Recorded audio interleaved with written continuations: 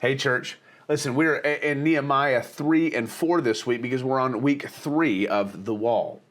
And we're going to talk about how the high priest gets his hands dirty here. And so in Nehemiah 3, 1 and 2, reading it from the CSB, it says, the high priest Eliashib and his fellow priests began rebuilding the sheep gate.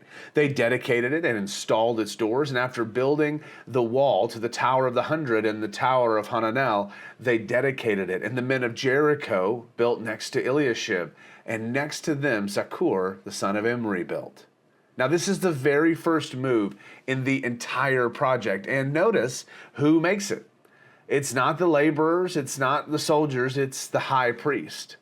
Eliashib is the most spiritually important person in the community, and he did not assign that to somebody else to do the work.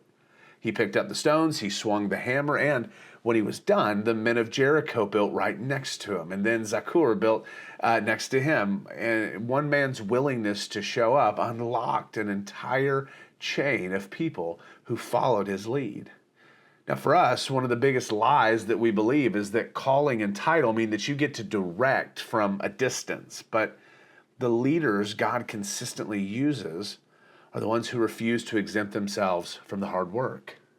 Now, maybe the wall God's called you to build at this moment, right now, in your marriage, your parenting, maybe it's in your church, your neighborhood, right?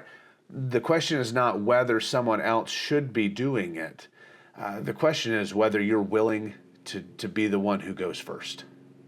Now, let me ask you this question for us to think about for Sunday. Is there a hard or humbling thing that God's been calling you to do? That you've been, probably waiting for or waiting for somebody else to start? And that what would it look like for you to be the one who goes first? Maybe you start this week. Maybe it's today.